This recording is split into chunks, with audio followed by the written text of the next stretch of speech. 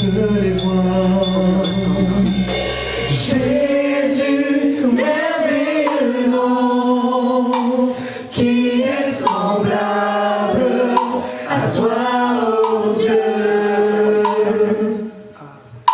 Jésus, ton précieux nom est digne d'hommage.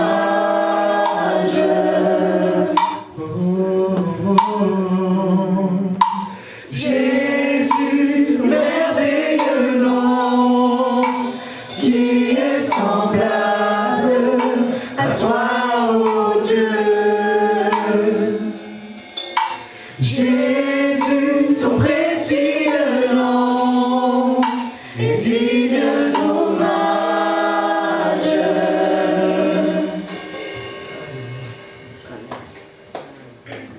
Remercie ce Jésus, ce précieux nom qui est au-dessus de tout.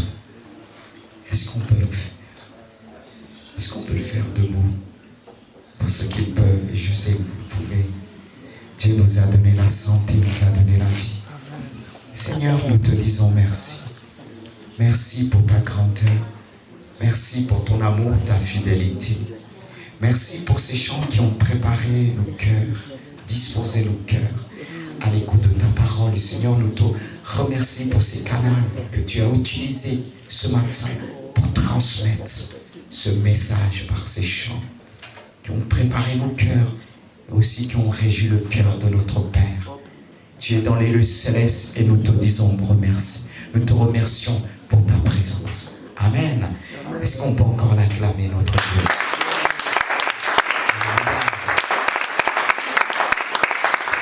Remercie nos frères et sœurs derrière avoir aussi contribué dans ce temps d'adoration.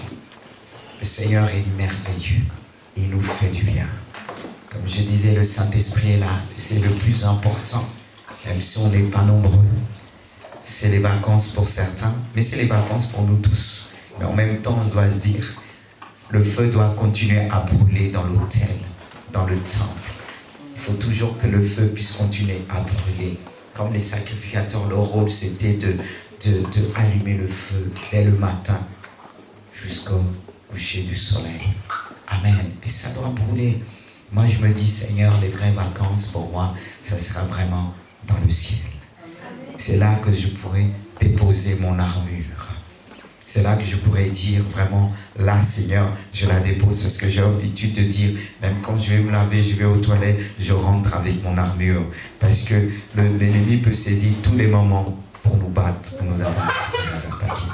Mais le Seigneur est notre force. Il combat pour nous. Il exerce nos mains au combat. Amen. Et que le nom du Seigneur soit béni. Voilà ce que Dieu a mis dans mon cœur. C'est ce que j'ai partagé un petit peu vendredi. Et j'ai un peu revu ce matin par la lecture de la parole de Dieu. Et je me suis dit, ce que nous avons apporté vendredi, on a pris le temps, on a vraiment cherché la face de Dieu. On n'était pas beaucoup en Zoom, à travers le Zoom. On était 6, je ne me rappelle plus, 6 ou 7. Mais béni soit Dieu. Ce qui compte vraiment, c'est la présence de Dieu. Parce qu'il dit bien, là où 2 ou 3 sont rassemblés à mon nom, je suis là au milieu d'eux. Je disais même le matin, on était 3 vendredi, j'aurais dit, il est avec nous. Parce qu'il l'a dit dans sa parole, là où 2 ou 3, on était plus que 2, on était 3, 4. Et encore le soir, on était plus que 3. Aujourd'hui, on est plus que 3. Et que Dieu puisse nous parler. Voilà, le Saint-Esprit nous a bien conduits vendredi. Parce qu'il faut toujours être dans le contexte. Quand je dis dans le contexte, c'est par rapport à ce que nous vivons actuellement. On a besoin de la grâce de Dieu, que Dieu puisse nous accompagner, que Dieu puisse nous emmener à tenir ferme, à tenir bon la foi. Et c'est pourquoi j'ai choisi comme thème pour ce matin, la continuité de vendredi, la véritable foi. La véritable foi. On parle beaucoup de la foi. Dans le monde chrétien, on parle beaucoup de la foi. Mais ça ne veut pas dire qu'on parle de la foi qu'on a la foi. C'est là le problème. Ça ne veut pas dire qu'on nous appelle chrétiens, qu'on est des véritables chrétiens. C'est toute une vie. Et quand je dis de toute une vie, il faut la vivre chaque jour, chaque seconde. C'est ça être chrétien. Mais comment on l'entend aujourd'hui? Comment le monde voit le christianisme aujourd'hui? Est-ce que le monde respecte aujourd'hui les chrétiens? Je vous pose la question. Est-ce que le monde tremble devant nous? Est-ce qu'ils ont la crainte de Dieu à travers nous? On pourra se poser des tas de questions. Parce que nous avons l'habitude de dire très vite, montrer notre identité en Dieu. Mais Jésus m'a toujours interpellé. Et devant Jésus, on ne peut que rester perplexe.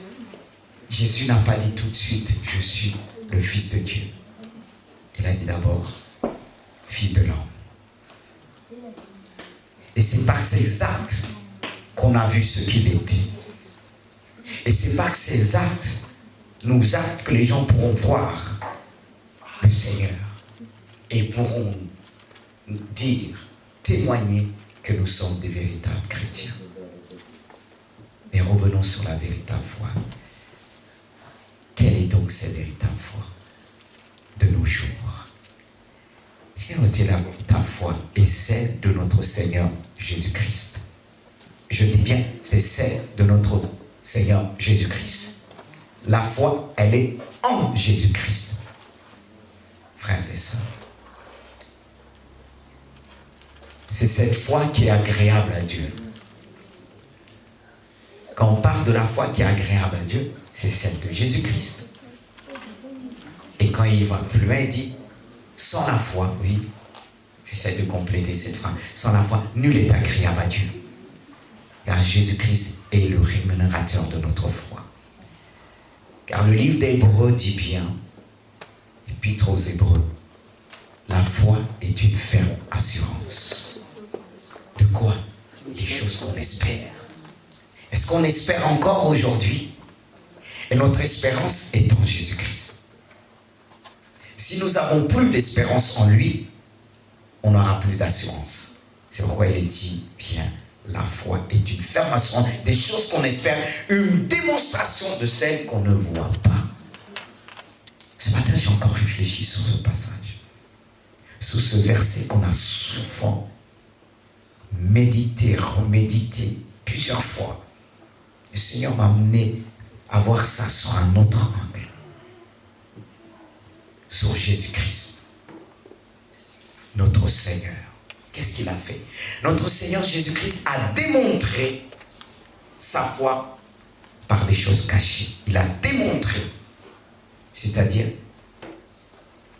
il nous a révélé les choses cachées. Il nous a révélé le cœur de Dieu.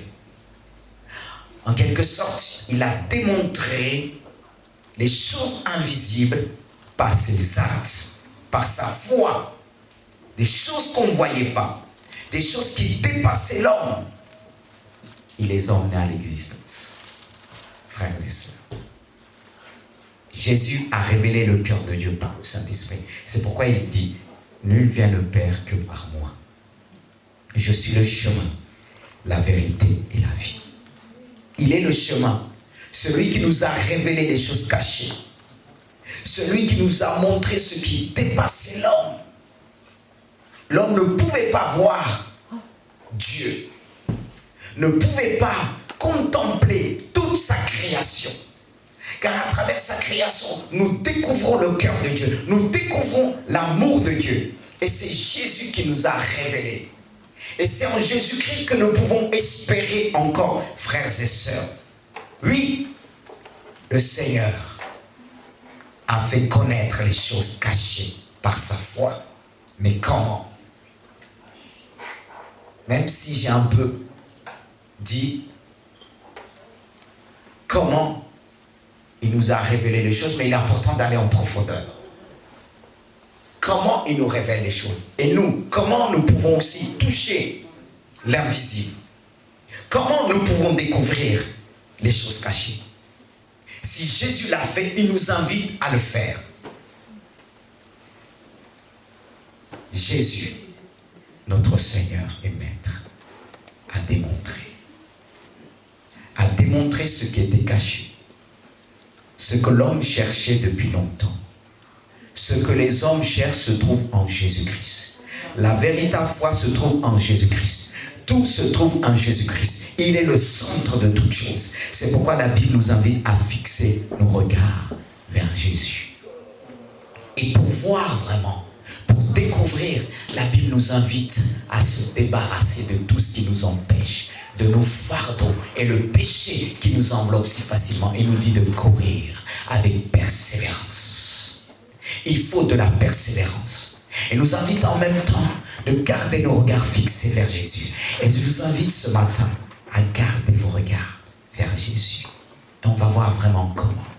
C'est pour ça que nous allons lire ensemble dans Isaïe chapitre 30, verset 15. Et ensuite dans Marc, l'évangile de Marc, chapitre 4, verset 31 à 41. Et nous allons voir ici l'expression de la véritable foi. La foi de Jésus-Christ. Comment il a manifesté sa foi. Comment il a démontré ce qu'il est. Frères et sœurs, nous ne pouvons pas nous contenter de dire « je suis chrétien ». On doit démontrer ce que nous sommes. Bien-aimés, Isaïe 30, verset 15, nous dit ceci. Suivez bien. Je vais essayer d'éviter de parler fort. Je dis pas, je crie pas, je parle fort, j'ai une voix qui porte. C'est différent que quelqu'un crie, non. C'est la voix qui est comme ça. Parce qu'il y a le micro aussi qui résonne. Il dit car ainsi a parlé le Seigneur, l'Éternel, le Saint d'Israël. C'est dans la tranquillité et le repos que sera votre salut. C'est dans le calme et la confiance que sera votre force. Mais vous ne l'avez pas voulu. Vous avez dit non. Nous prendrons la course à cheval. C'est pourquoi vous fuirez à la course. Et il y a une version qui dit ceci. Car ainsi parle le Seigneur, l'Éternel, le Saint d'Israël. C'est dans le retour à Dieu et le repos que sera votre salut. Ça parle aussi du retour à Dieu. Dieu nous appelle toujours à revenir vers lui. C'est important. La foi, c'est aussi un retour à la parole de Dieu. Un retour à lui. Il nous appelle continuellement à le faire. Bon, allons aussi. On ne va pas trop s'attarder. On va revenir dessus sur ce passage. Mais allons d'abord, nous allons lire l'évangile de Marc, chapitre 4, verset 31 à 41. Ce même jour, sur le soir, Jésus leur dit, passons à l'autre bord. Après avoir renvoyé la foule, ils l'emmenèrent dans la barque où il se trouvait. Il y avait aussi d'autres barques avec lui. Il se leva un grand tourbillon et les flots se jetaient dans la barque à point qu'elle se remplissait déjà. Et lui dormait à la boue sur le coussin.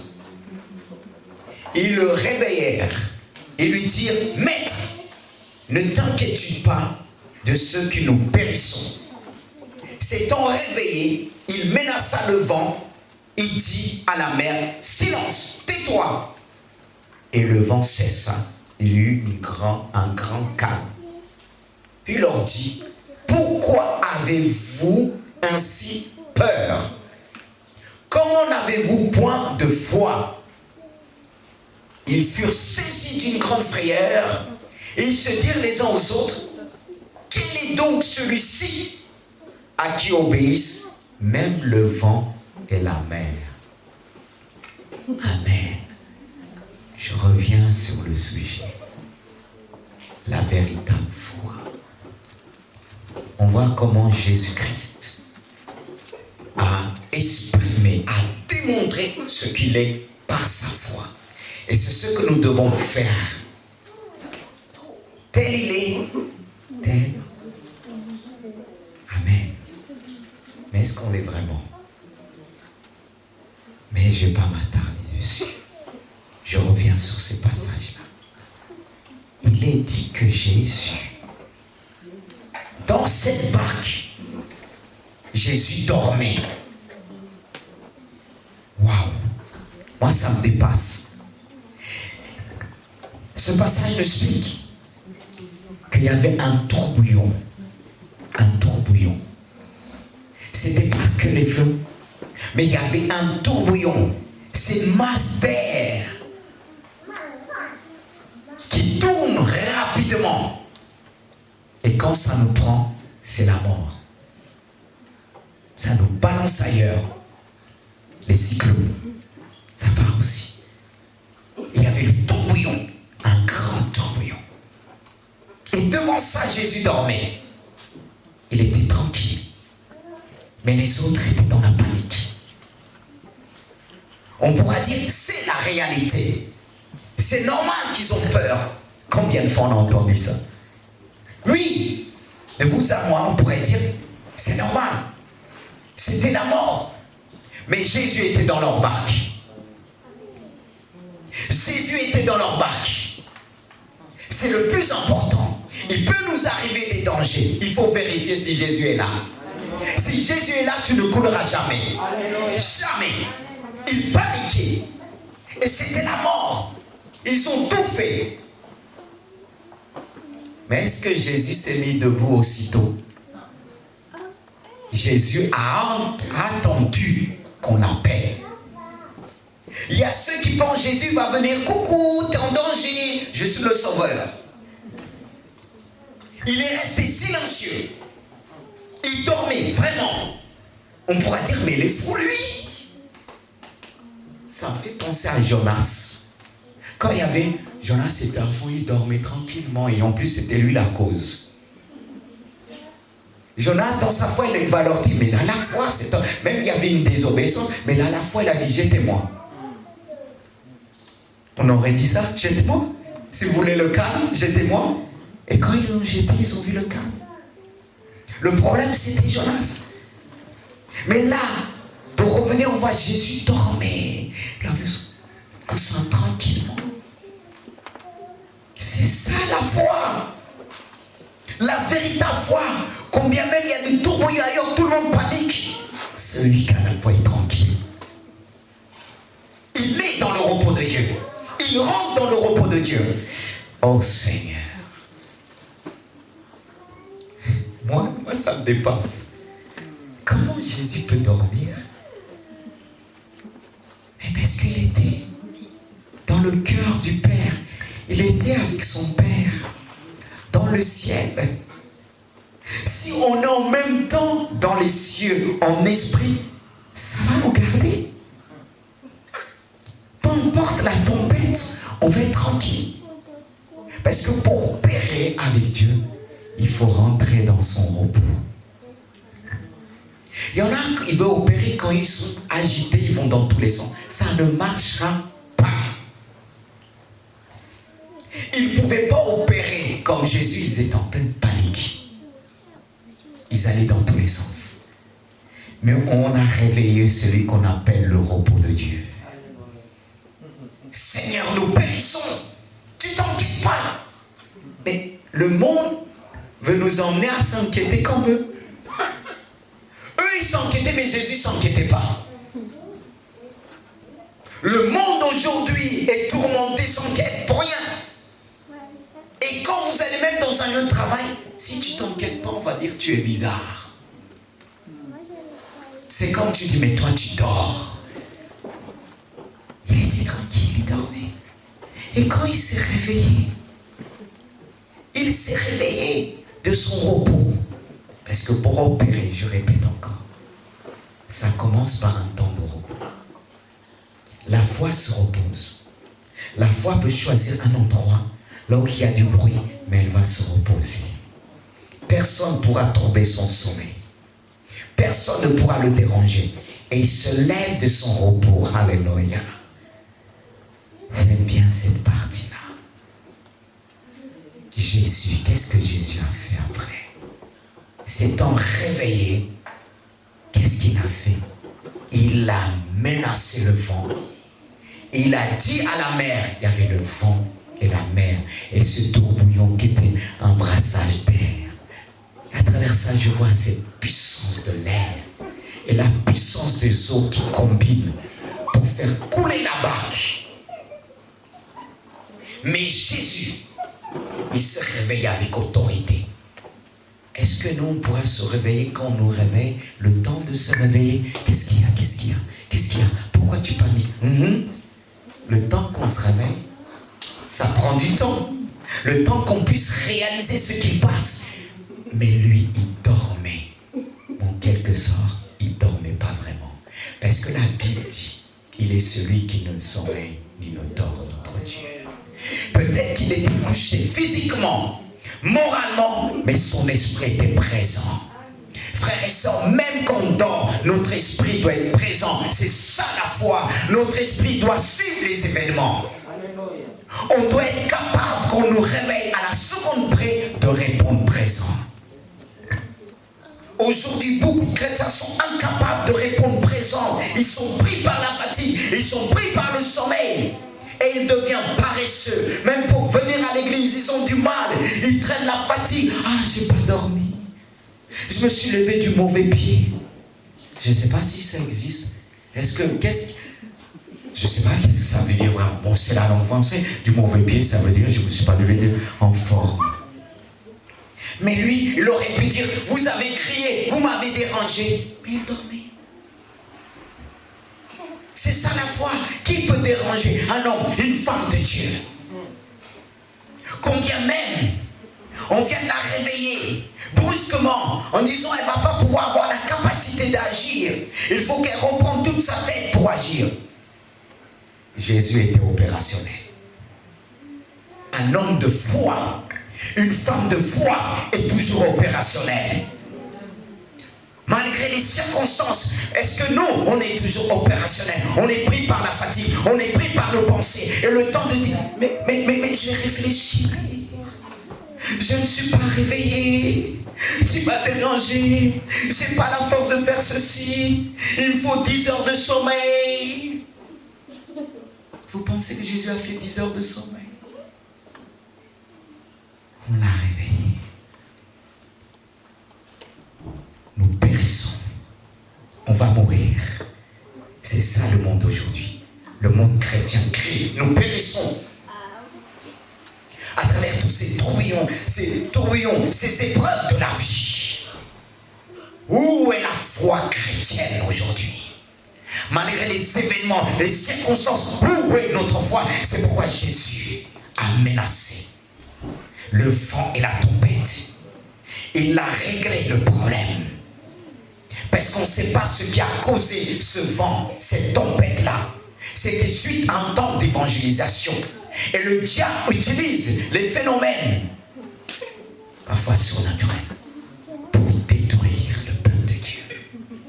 Mais Jésus-Christ, qui connaît le monde invisible, il sait ce qui se passe dans l'invisible. Nous, on peut dormir, parce qu'on peut être présent, mais on dort encore. Lui, il dort, mais il est présent en esprit. Nous, on est présent, soi-disant, en esprit, moralement, mais contrairement à Jésus, on dort.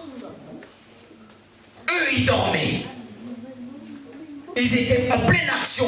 Ils dormaient. Mais Jésus, dans son sommeil, ne dormait pas. Il est sorti du repos de Dieu. C'est vers le repos de Dieu, à partir du repos de Dieu, qu'on pourra opérer. Mais est-ce que le peuple de Dieu vit dans le repos de Dieu? Est-ce qu'on sait se reposer avec Jésus? C'est là le problème. C'est pourquoi il dit, c'est dans le repos et la tranquillité que sera notre salut. Le salut démarre par là. La libération commence par le repos. Et c'est ce que Jésus va faire. Il va menacer le vent et la tempête. Il est dit qu'il y a eu un grand calme. Il ne s'agit pas d'un calme, mais un grand. Il ne faut pas oublier ce qualificatif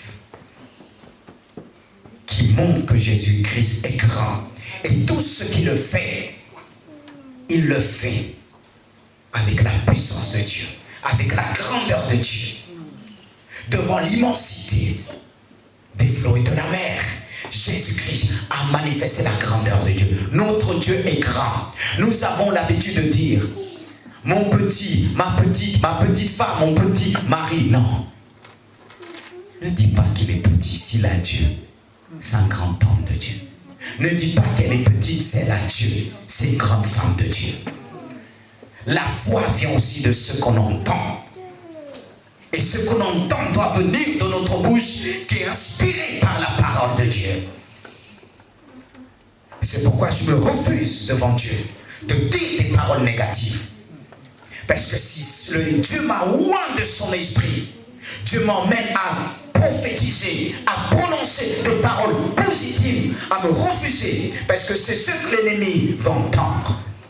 Mais Jésus-Christ, avec la puissance de Dieu, il a dit silence, tais-toi, tu n'as plus rien à dire.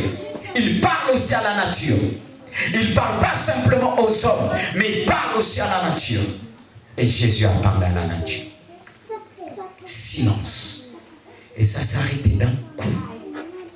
Il est celui qui est capable d'arrêter tout ce qui nous trouble d'un coup, à la minute près. Il est capable, et c'est ce qu'il a fait. Il a dit silence. Mère, tais-toi, je t'ordonne. Waouh, ça nous dépasse. Vous croyez qu'on ne peut pas faire ça? Mais qu'est-ce qui nous empêche de le faire? Qu'est-ce que Jésus leur a dit? Ce qui nous empêche tout simplement. Suivez avec moi. Jésus leur a dit, verset 10, « Pourquoi avez-vous ainsi peur ?» Quelqu'un va dire, « Mais c'est normal, t'es pas bien là. » Selon la réalité de ce monde, qu'est-ce qu'on aurait dit? Si tu vois quelqu'un comme ça se cacher derrière, crier, tu as peur et ton mari te dit, mais ton futur mari, mais pourquoi t'as peur? Bon, peut-être tu vas le regarder, tu vas dire, t'es pas bien.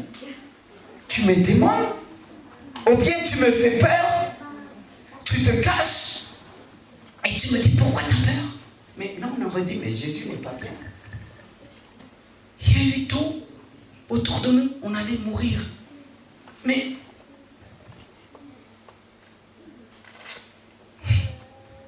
quand on parle de la foi, mes frères et sœurs, suivons. Il est important qu'on lit la Bible, on s'arrête, on réfléchit. Moi, j'ai réfléchi, j'ai dit, mais Jésus, mais c'est normal. Mais gars, t'aurais dit autrement. T'aurais dit, ah ben, j'aurais fait comme moi, c'est normal, Jésus. On aurait dit, mais Jésus, je ne suis pas comme toi, je suis un homme. Mais Jésus est qui? C'est un homme aussi. Il est parfaitement. Mais il va le dire, pourquoi avez-vous peur ainsi? Et qu'est-ce qu'il va leur dire à la suite? Comment n'avez-vous point de foi? C'est là que je peux comprendre encore plus. La foi éteint la peur, chasse la peur. Malgré le problème. Mais la peur aussi, quand la peur se manifeste, il n'y a plus de foi. Et le diable utilise la peur. Et le monde chrétien aujourd'hui vit dans la peur. À travers tout ce qui se passe aujourd'hui, à travers toutes les mesures aujourd'hui, ils sont plus effrayés qu'autre chose. Qu'est-ce qu'on va faire demain? Comment ça va être demain? Vous avez entendu ce qu'ils ont décidé de faire? Et on pense à nous-mêmes, comment je vais manger? Qu'est-ce que la Bible dit? Ne vous inquiétez pas du lendemain. Chaque jour, c'est lui qui le dit. Et je peux bien me cacher derrière. Mais je ne veux pas me cacher derrière parce que je veux aussi exprimer ma foi. Ah oui. Tout de suite, quand il nous arrive un danger, le cerveau va vite. Mes enfants, je dois me fiancer. Je dois me marier. Il y a tellement de choses qui passent. Au lieu de penser à la gloire de Dieu. La Bible nous dit, faites tout pour le Seigneur. La première chose qui nous arrive, la première chose qu'on doit penser à Jésus. Si on pense à Jésus, le Saint-Esprit va nous inspirer à la minute près. C'est pourquoi Jésus va leur dire, soyons honnêtes. Ce qui nous fait dire, il y a encore beaucoup à sauver à l'extérieur. À ramener à Jésus. Parce que ceux qui étaient autour de Jésus, c'était ses disciples. Mais il voulait les enseigner. Il voulait les apprendre quelque chose. Mais malgré leur présence, ce qu'ils ont vu devant Jésus, ça ne les a pas empêchés de se poser des questions. Qu'est-ce qu'ils ont dit? Ils furent saisis d'une grande frayeur. Ils se dirent les uns aux autres, quel est donc celui-ci à qui obéissent même le vent et la mer?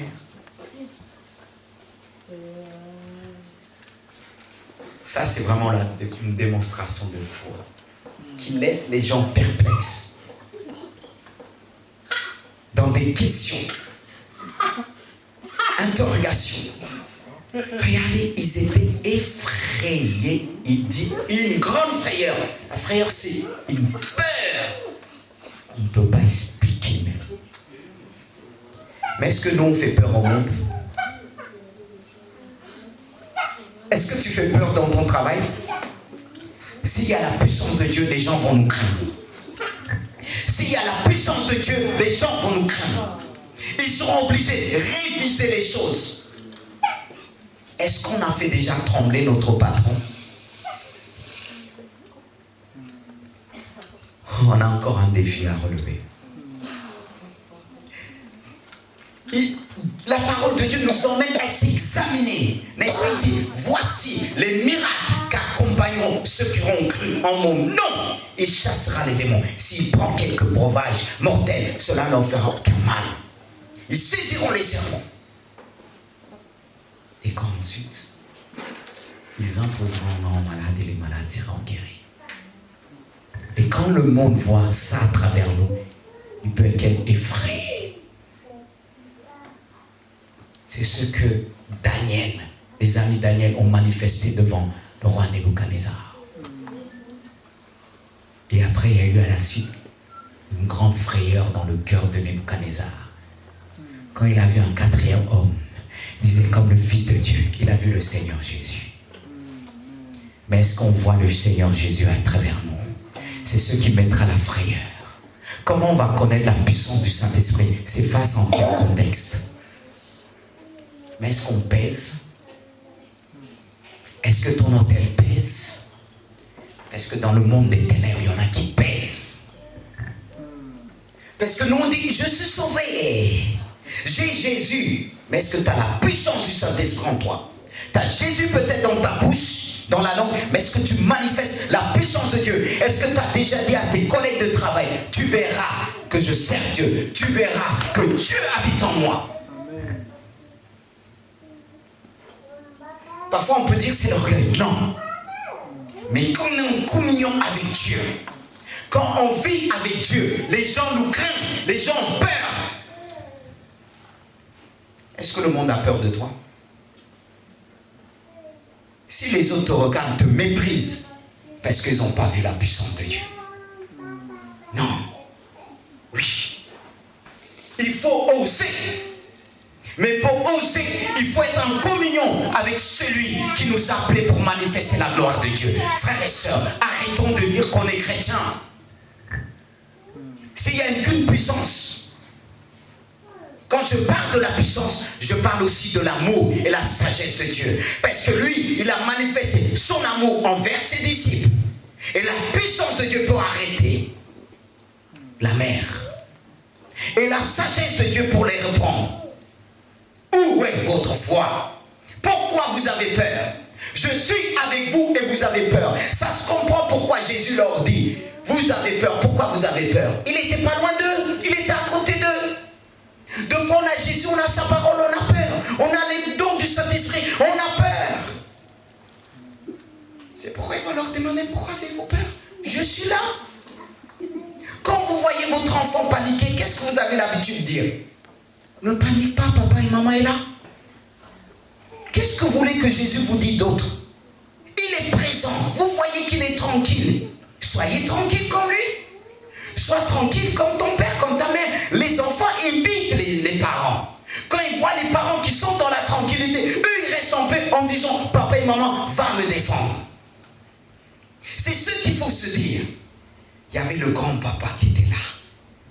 Le Seigneur des Seigneurs, il dormait. Mais pourquoi ça pas? On veut régler les problèmes de nous-mêmes. Je parle à moi, à mon âme en premier. Dès que Seigneur reste, Seigneur me dit reste tranquille.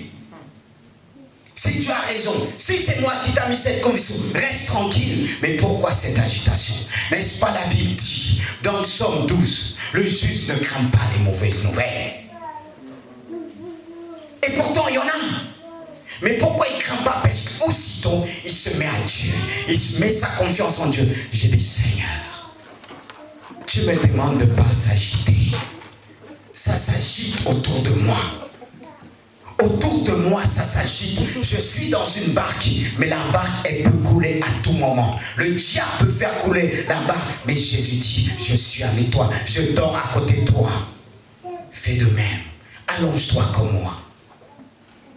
Allonge-toi comme moi et tu vas voir ce que je suis capable de faire. La foi, ce n'est pas toujours les palabres. C'est de rester tranquille. Seigneur, enseigne-moi. Je parle pour moi-même. Je vais encore démontrer. Même si j'ai expérimenté des choses dans mon lieu de travail, que je prophétisais, je démontrais la puissance de Dieu. Je leur disais, voici ce que Dieu va faire. Et il y avait une fois dans mon travail, j'ai perdu mes lunettes dans un magasin lointain, je ne sais pas où. J'ai prié Dieu. J'ai dit, Seigneur, je n'ai pas d'argent à ce moment-là, mais fais en sorte que je retrouve mes lunettes. Le lendemain, dans mon travail, je travaillais dans la restauration. On est venu poser les lunettes sur une poubelle, qui était la poubelle du travail. Et j'ai dit, mes collègues de travail, vous voyez, mon Dieu est vivant. Et ceux qui parlaient par derrière, quand je leur disais, voici ce que vous avez dit, ils étaient là, ils me disent, mais qui t'a dit tout cela? Des prophètes? Ils ne savaient même pas c'est quoi prophète. Ils l'ont dit comme ça. Mais qui te dit? Ils ont commencé à avoir peur. Voyez, ça me fait penser à Élisée. Je ne sais plus si Élie, tout ce que le roi de Syrie préparait sa campagne pour attaquer le peuple d'Israël, Dieu révélait, Élie disait voilà, il va se tenir, il disait au peuple d'Israël, au roi d'Israël, fais gaffe parce qu'il va se tenir là pour t'attaquer. Et le roi d'Israël a envoyé des gens pour vraiment observer si c'était réel, vraiment ça. Il vérifiait la prophétie. Comme quoi il faut vérifier l'info. Et le roi a fini par dire, il était troublé, il était effrayé. Il leur a dit, mais, c'était Élisée plutôt. Il leur a dit, mais qui de vous me trahit? Mais qui? Il a rassemblé ces généraux. Qui de vous me trahit? Ces généraux, ça peut que Élisée.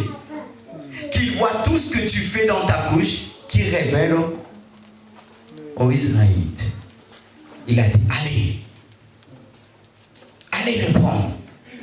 On leur a dit là, datant ou de temps, je ne me rappelle plus exactement la ville, excusez-moi du terme. Et quand ils sont partis le prendre, avec une armée puissante, il n'y avait que Élisée et son serviteur.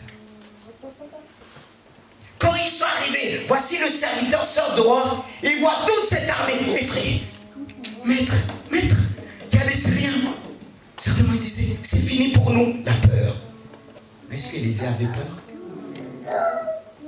Est-ce qu'Élisée avait peur? Quelle était son attitude? Tranquille. Il a dit non. Celui qui est avec nous est plus grand que celui qui est avec eux. Parce que celui qui est avec eux est aussi puissant. Parce que derrière cette armée, il y avait une puissance diabolique qui anime les hommes. La Bible nous dit, nous n'avons pas à combattre contre la chair et le sang, mais contre tout mauvais esprit qui sont dans les lieux célestes. Les dominations, les autorités, la puissance de l'air. Elle est là, la reine du ciel. Pour contre-attaquer. C'est pourquoi Dieu nous invite, c'est ça la foi, c'est de voir les choses invisibles. Et Élisée a vu les choses invisibles. Il a vu ce qui a animé cette armée. Et il a démontré, il a dit, Seigneur, ouvre ses yeux. Et Dieu a ouvert les yeux du serviteur. Il a vu l'armée d'Élisée. Et il avait raison. Celui qui est avec nous est plus grand et plus nombreux que ceux qui sont avec eux. Les démons déchus. Satan. Jésus est plus grand que lui. Jésus est dans ta barque. Jésus est avec toi. Le diable ne peut pas faire couler ta barque. Si Jésus est dans ta maison. Sauf si Jésus n'est pas chez toi, mon frère, ma soeur, le diable va te détruire. Si Jésus n'était pas là, la barque allait couler. Mais sinon, vite Jésus, c'est ça le problème. Comment moi je vérifie si la personne est vraiment, elle a véritablement le Christ pleinement, se regardant aussi ta maison. Ta maison est une barque. Le diable peut venir, il dit combien même l'ennemi viendra comme un fleuve. L'Esprit de l'Éternel le mettra en fuite. Je répète, combien même l'ennemi viendra comme un fleuve. L'Esprit de l'Éternel le mettra en fuite. Alors c'est pas normal qu'il y a toujours le trouillon chez toi. C'est qu'il n'y a pas la puissance de Dieu. C'est qu'il n'y a pas la puissance de Dieu. Mes frères, mes soeurs, écoutez bien. Même si tu es la seule qui est convertie, même si ton mari n'est pas converti, même si ta femme n'est pas convertie, la Bible dit celui qui convertit sanctifie l'autre, c'est-à-dire protège l'autre. Ce n'est pas la puissance de l'autre qui doit agir, la puissance de l'incrédulité. Moi je dis, dans ma maison, l'Esprit de Dieu doit régner et mes enfants doivent avoir la puissance de Dieu. Ils doivent vivre selon la puissance de Dieu. Ce que je prêche, je dois le vivre dans mon foyer. Ce que je prêche, je dois le démontrer dans mon lieu de travail. C'est là le problème des chrétiens aujourd'hui. C'est pourquoi face à ces décrets de loi, on a peur. Parce que est-ce que tu pèses de dire dans ton travail, écoute bien, avec moi, si tu n'as plus moi, ton entreprise va couler. Quand je suis reparti des années là où je travaillais, les commerciaux m'ont dit, depuis que tu as quitté, quelque chose est parti avec toi. On souffre. Quand j'étais passé à un moment donné, on souffre. Et le nouveau directeur persécuté. Et ils étaient là quand je les voyais, mais nous ne se rendons même pas compte. On dit, mais qu'est-ce que j'ai? Oui, tu as quelque chose. Si tu crois, Jésus est avec toi. Et quand je les ai vus, pratiquement, ils pleuraient, ils disaient, le nouveau directeur, il fait ceci, il fait ça. J'ai dit, mais il vous a trouvé ici. Mais celui qui était avant, le critiquait. Il était un peu social, même s'il ne payait pas trop. C'est vrai. Mais les Français, c'est des râleurs. Ils râlent même quand ils ne travaillent pas. Je ne dis pas qu'ils n'ont pas raison d'aller râler actuellement. Ah oui, il faut tenir compte du contexte. Mais quand je suis arrivé, je les ai vus tristes à cause du nouveau directeur. J'étais de passage. Je me suis tourné vers eux. Je leur ai dit tout simplement, est-ce que vous croyez que Dieu est capable de virer cet homme? Après, il faut aller fort. Parce qu'il y a une qui m'a dit, mais Wilfried, ça c'est mon deuxième prénom, mon nom c'est Maman Lys. Dis Wilfried, est-ce que tu ne connais pas un marabout? Parce que, attendez, les marabouts sont puissants aussi. C'est deux confrontations parfois de deux puissants et deux fois on peut être terrassé. On peut être terrassé s'il y a un péché, s'il y a un interdit dans notre vie, on est par terre. On peut être même tué. Il ne faut pas rigoler. Il me dit, ah, j'ai dit, vous savez que je suis pasteur. Et j'ai dit, est-ce que vous croyez que Dieu peut le virer maintenant? Il y a une qui a dit, mais Wilfried, arrête. Et une musulmane, celle qui était responsable de la comptabilité, a dit, oui, je le crois. Et j'ai vu des larmes dans ses yeux. J'ai dit, si tu le crois, quand je vais sortir, je vais prier mon Dieu. Il y a deux qui croyaient. Ils étaient trois. Et quand je suis sorti, j'ai levé la main. vers le ciel. J'ai dit, Dieu, démontre que tu es Dieu. Démontre que je suis ton serviteur. Le soir, on m'appelle en me disant, il est viré. Je ne raconte pas des blagues. Alors on commençait à dire, Wilfried, ton Dieu est vraiment vivant et ton Dieu est vraiment présent. J'ai dit, mais ne vous réjouissez pas du malheur. Mais Dieu a démontré que vous sachiez qu'il est vivant, que mon Dieu est vivant. Et c'est comme ça que j'ai démontré. Et c'est pour ça qu'on travaille dans des choses qu'on ne touche pas. Je ne vous dis pas ça pour élever la personne. Quand je lis cette Bible-là, je ne suis pas parfait, mais il y a des choses, je fermais ma Bible, je disais ça, je veux le vivre. Et les gens paniquaient. Les gens que Dieu, ils voyaient même des choses autour de moi. Combien de fois je suis allé visiter ma cousine, prier pour son enfant, elle dit, mais elle était, ses yeux étaient ouverts parce qu'elle faisait déjà des choses dans le monde. Elle m'a dit, j'ai vu des grandes personnes derrière toi, blanc. Il voit. Mais qui te suit aujourd'hui? Si on ne pèse pas, le diable rigole, comme les fils de Sépha qui disent au nom de Jésus. Celui qui est possédé dit au nom de Jésus quoi? Il les a tapés. Il dit Jésus je connais, Paul je connais. Mais est-ce que le diable, ou ceux qui sont possédés dans ton travail pourront dire elle je la connais, il ne faut pas la toucher. Et si vous la touchez, je ne sais pas pourquoi, parce qu'il y a beaucoup de personnes qui sont dans la franc-maçon. Ils sont dans des pratiques, ils voient. Hein. Leurs yeux sont bien ouverts. Ils voient.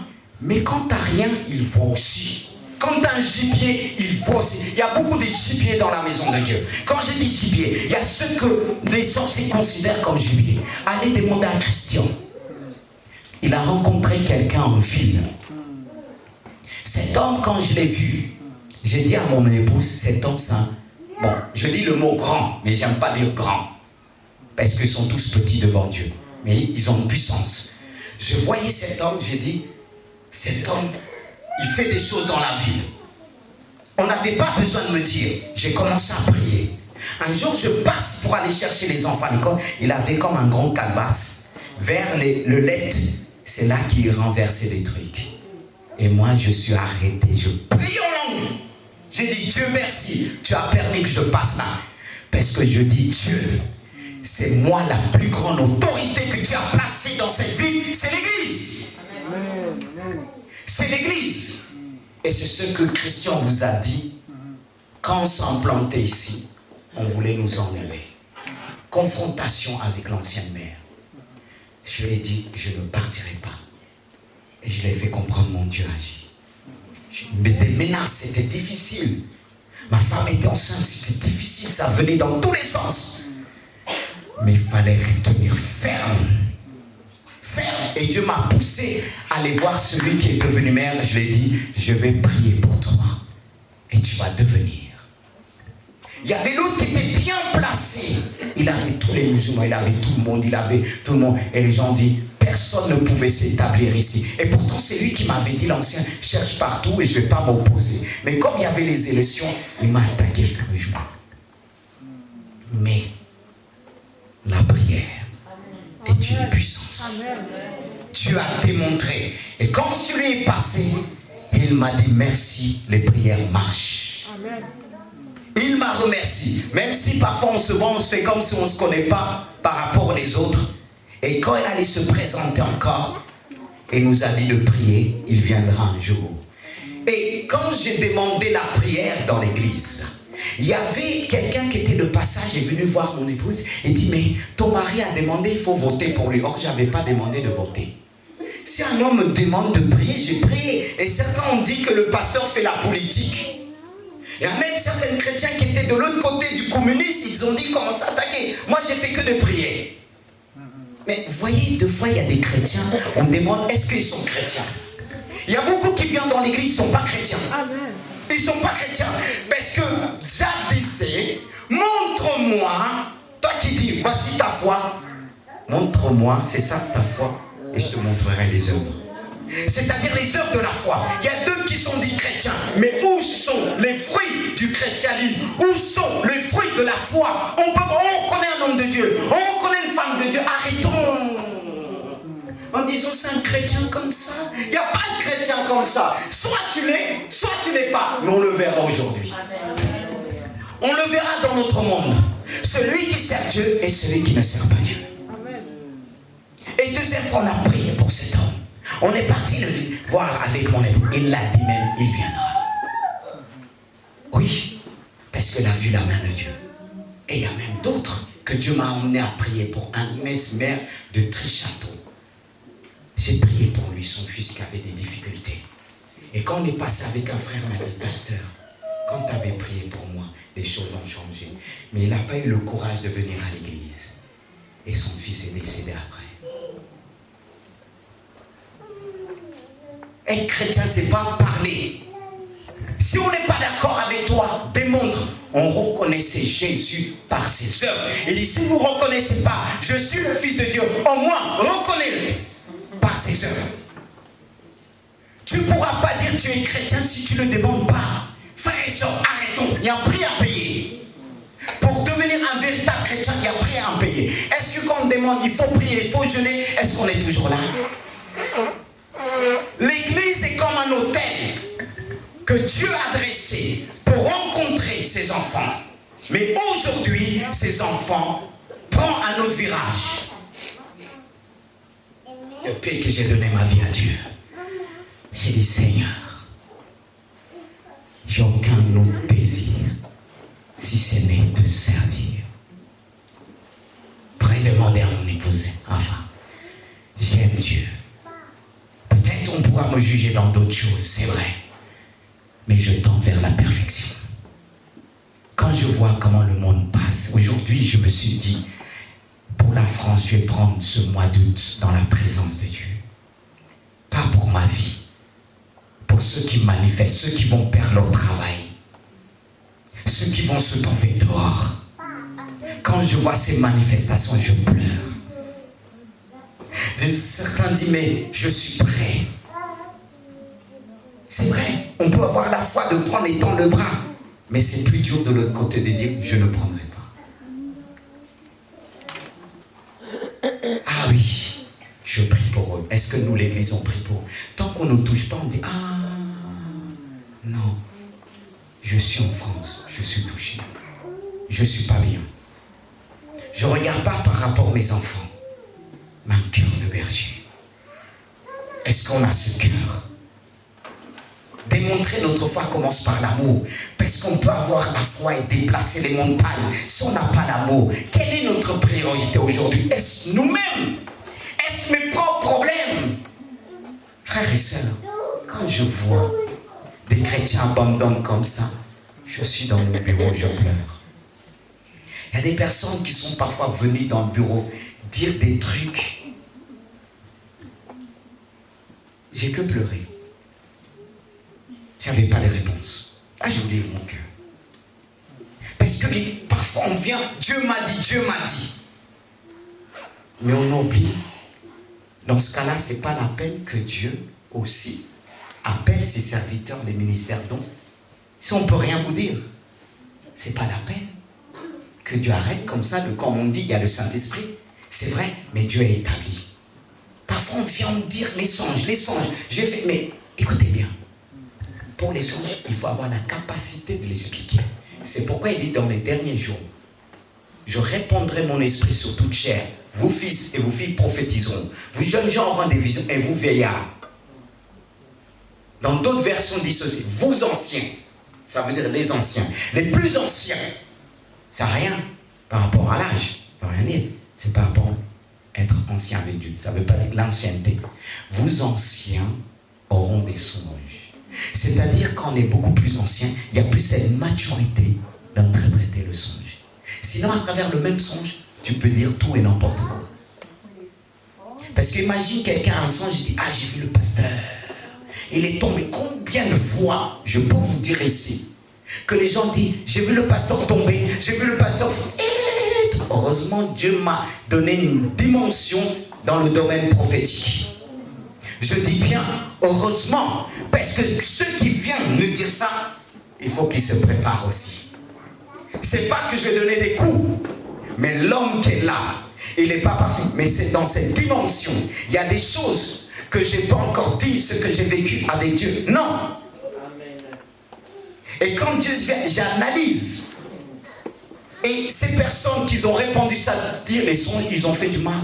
Parce qu'en disant, j'ai vu le pasteur prêcher, des serpents sortis de sa bouche, il y avait des serpents, il y avait ceci. Mais Dieu permet que je sache après les choses. Deux fois quand on me raconte des choses, je rigole.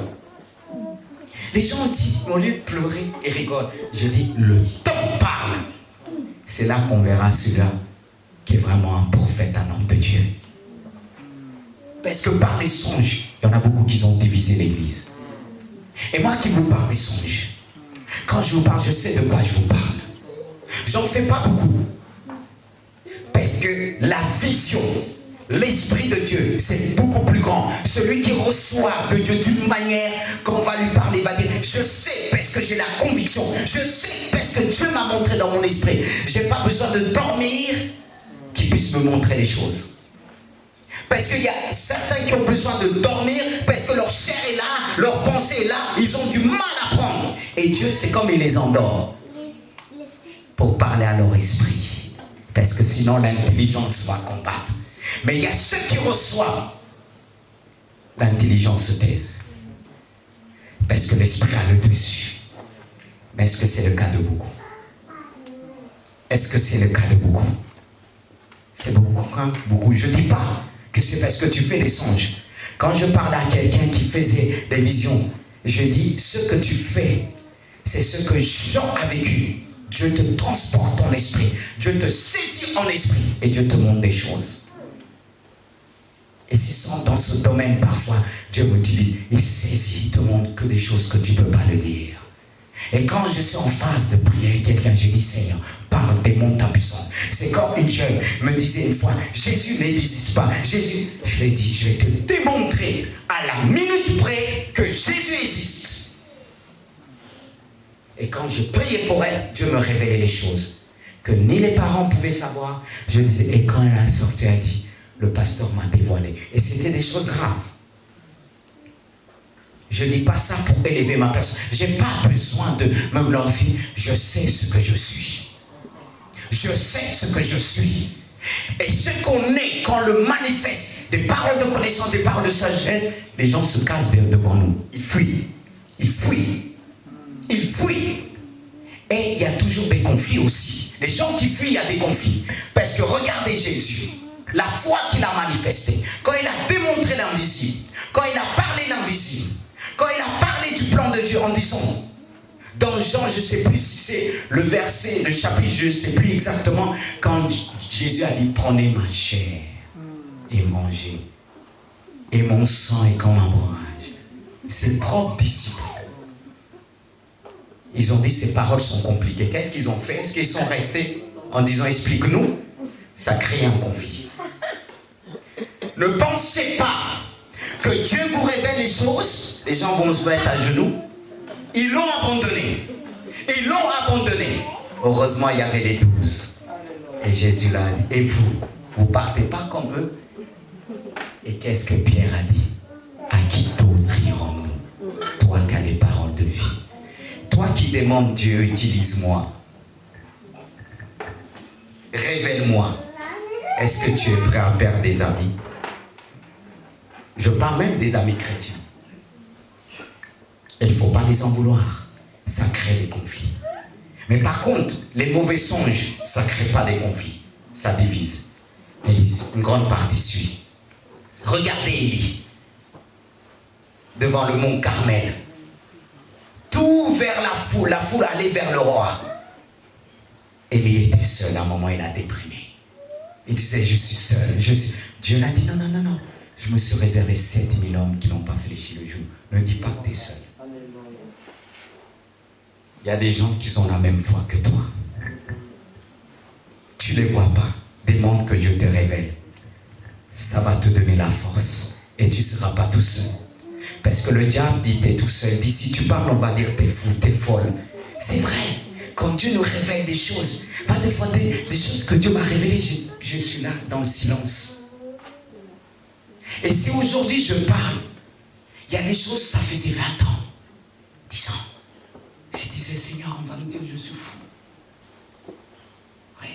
C'est dur. Mais c'est ça la foi. La foi prévient comme un danger doit venir au travail. Vous croyez que si on fait notre rôle au travail, malgré les mesures, vous croyez que le patron va te faire partie? Il va s'arranger, te donner un autre poste. Il va s'arranger. Il va s'arranger. Mais quel est ton témoignage au travail? C'est ça le problème.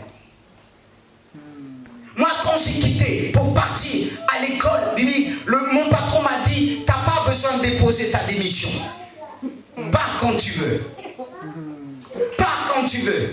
Et un jour, j'étais en vacances, j'ai revenu sur Paris. Il a dit, si j'avais plusieurs comme lui, mon entreprise allait marcher. Ça ne veut pas dire que le patron, j'ai dit, oui, patron. Quand il disait, il était là, il me parlait des choses de femmes. J'ai dit, je ne vous suis pas du tout. Moi, j'étais prédit, vous voulez me virer? Allez-y. Ça, c'est ma personnalité. Mais ce n'était pas d'anéantir, confondre. Non. J'ai fait comprendre, j'ai mon Dieu. Et dans la restauration, avoir le samedi, dimanche, je leur ai dit, si vous ne me donnez pas ça, je pars. Ah oui. Et il y a des situations qui nous arrivent avec mon époux. On dit, mais tu as des enfants, comment tu vas faire? Des collègues pasteurs, comment tu vas faire? J'allais paniquer, je suis resté tranquille. Mais Dieu agit. Si on a la foi, comme dit, c'est pourquoi il dit, le juste ne craint pas les mauvaises nouvelles. Parce que par ta foi, tu as marqué les autres. Par ta foi, tu as marqué le patron. Le patron m'a dit, c'est ma conseillère. C'est elle qui me révèle les dangers. Frères et sœurs, il est temps qu'on prie pour Dieu nous utilise de cette manière. Sinon, on nous donnera un coup de pied. Sinon, on va nous donner un coup de pied. On ne peut pas donner un coup de pied à la foi. On ne peut pas donner un coup de pied à l'Esprit de Dieu. Si je vous dis ces choses, peut-être quelqu'un m'a dit, il est pasteur, il ne travaille plus dans le monde séculier. C'est pour ça que je vous ai parlé ce que j'ai vécu dans le monde séculier. Pas pour élever l'Ismendi, pour élever Jésus-Christ. Quand je dis j'ai donné ma vie à Jésus, ma foi ne dépend pas de la taille de l'église. Parce que parfois on mesure un homme selon la taille de l'église. Il y a des gens, quand on était dans 9 jours marins, dit, mais pasteur, t'as quelque chose, mais ce qui nous gêne, cette église, il n'y a pas d'école du moins, il n'y a pas ceci, il n'y a pas de tralala. Mais elle est où leur foi? S'il n'y a pas ça, toi emmène. Emmène ce que tu dis, il n'y a pas. Alors c'est pour ça que tu es là. On pense, parce que le pasteur parle de la puissance, il va dire que l'école du dimanche soir, elle fut. Que ceci, elle fut. Et ils devront dire, ah, mais je vais vous dire une chose. Pour ceux qui sont appelés à être pasteurs en France, je bénis Dieu. C'est la plus belle de vocation. Mais la France, c'est dur. Quand on dit ça râle aussi à l'église. Parfois les chrétiens ne sont jamais contents. Et pourtant ils n'apportent pas. Il y en a qui n'apportent pas leur dîme, mais il faut tout. Mais explique-moi, tu n'apportes pas ta pierre et tu veux... Mais parfait, il faut fermer sa bouche. Non, il faut... Mais il y en a qui ne sont pas honte. C'est ceux qui n'apportent pas, c'est eux que vous allez entendre parler. Mais Dieu note. Dieu note. C'est pourquoi il dit... Le jour de l'enlèvement, on sera étonné. Ah! Quand il y aura des pleurs, on sera étonné. Ça va. Et l'autre que tu pensais qu'il est pieux, tu vas dire, mais toi, qu'est-ce que tu fais là? Et l'autre dit, mais toi aussi, qu'est-ce que tu fais là? Ça va être un autre langage. Qu'est-ce que tu fais là? Qu'est-ce que tu fais là? Qu'est-ce que tu fais là? Qu'est-ce que tu fais là? Frères et sœurs, parfois, quand il m'arrive, je vais terminer aussitôt, de s'agiter, je suis mal après. Parce que Dieu dit, pourquoi tu t'agites? Il dit deux fois qu'on te croit, qu'on ne te croit pas. Quand il a parlé, Ézéchiel dit, dis-leur, qu'on t'écoute, qu'on t'écoute. Mais c'est l'humain. On est là, heureusement, il y a une pensée qui vient de la parole de Dieu. Il dit, reste calme, reste tranquille, reste calme, reste dans le repos et dans la tranquillité que sera ton salut, délivrance. Et c'est dans le calme et la confiance en Dieu que sera ta force. Pourquoi on n'a plus de force? Parce qu'on ne fait plus confiance. Tout simplement, et je m'arrête là. Je pense que le Saint-Esprit agit. Est-ce qu'on peut se mettre debout? J'ai pris du temps. Parce qu'en même temps, je suis avec vous. Quand je regarde la foi, l'état de l'Église, ça pèse dans mon esprit, ça pèse. Et je ne suis pas bien. Je pleure entre les chrétiens qui viennent de temps en temps. Ce n'est pas une priorité, l'Église. Si l'Église n'est pas une priorité pour toi, c'est quoi la priorité? Prions, Seigneur. Seigneur. J'appelle les musiciens, après ils vont terminer par la musique et tout ça. Frères et sœurs, en même temps, je suis triste. Parfois, je me demandais, je disais, Dieu, ces jours, c'est dur. C'est dur d'être serviteur. C'est dur d'être fidèle, intègre. Parfois, les mépris. Mais Seigneur, on t'a méprisé.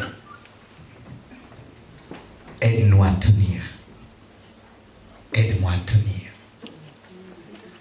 Donne-nous la foi ce matin. Tu nous as parlé de la foi, Jésus. Tu es la foi de Dieu. Viens en moi.